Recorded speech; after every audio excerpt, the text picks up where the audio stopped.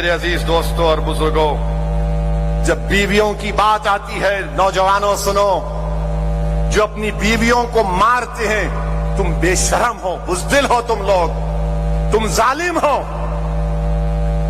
تم رسول اللہ صلی اللہ علیہ وسلم کے نعرے لگاتے ہو،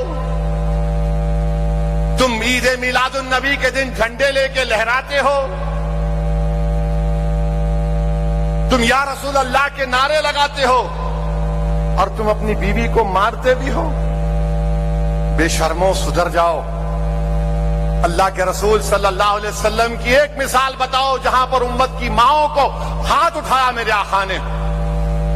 تمہاری مردانگی یہ نہیں ہے کہ تم اپنی بیوی پر ہاتھ اٹھاؤ، تمہاری مردانگی یہ ہے کہ تم اپنی بیوی سے محبت کرو۔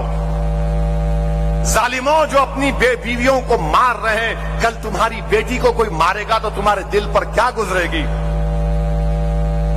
کوئی ایک ہماری بہن، ہماری بیٹی مجھے فون کی، 3 دن پرانی بات ہے کہ اسد صاحب میں فلاں فلاں ہوں، میرا شوہر مجھے مار کر نکال دیا۔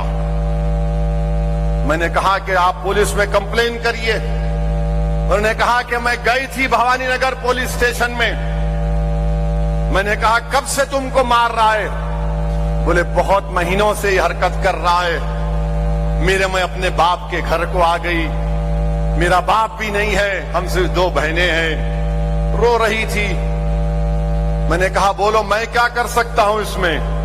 تو ہماری بہن نے کہا اسد صاحب یہ آپ اس کی ہوٹل کا اناگریشن کرے تھے، میں فوٹو دیکھی آپ کی، وہ بریانی بیچتا ہے، آپ کچھ کریے نا۔ میں نے اس اپنی بیٹی سے کہا کہ میری بیٹی، جب یہ ظالم ایک جانور بن کر تم کو 8-10 مہینے سے مار رہا ہے، تم دوبارہ اس کے پاس جانا چاہو گی کہیں تمہاری جان نہ لے لے؟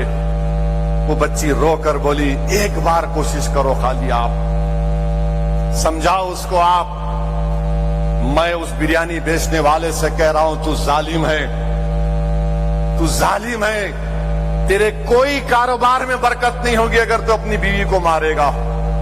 ایسے کئی واقعات ہیں۔ کون سی مردانگی ہے اپنی بیوی کو مارنا؟ بتاؤ کیوں مارو گے تم اپنی بیوی کو؟ کیا تمہاری یہ بہادری ہے؟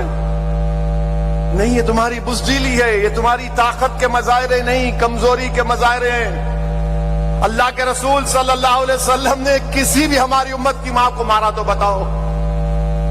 میرے بھائی نوجوانوں، یہ حرکت مت کرو۔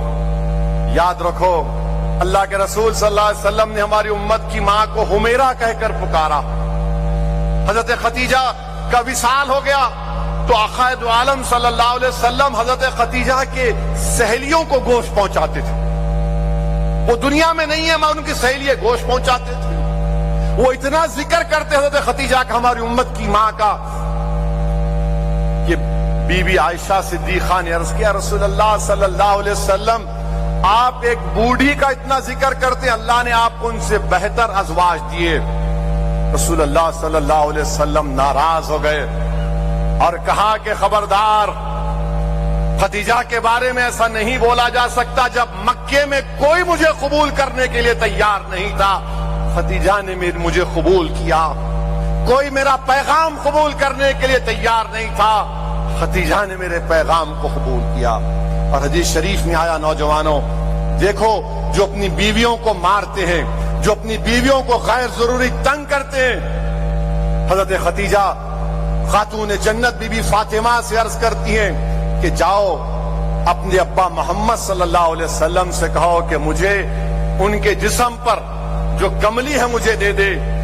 وہ جا کر خاتون جنت عرض کرتی ہیں، آقا ان کے پیچھے آتے ہیں اور پوچھتے ہیں امت کی ماں سے کہ کیوں آپ نے پوچھا؟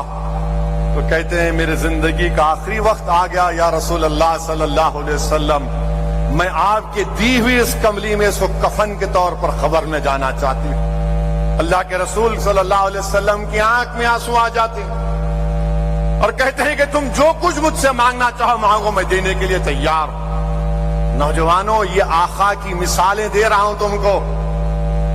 اگر تم یہاں سے اٹھ کر جاؤ گے اور اپنی زندگیوں میں تبدیلی نہیں لاؤ گے، اپنی بیویوں پر ظلم کرو گے، تو پھر یاد رکھو बदनसीबी तुम्हारा मुकद्दर बन जाएगी खुदा ना खास्ता। वहीं पर मेरे अजीज दोस्तों और बुजुर्गों,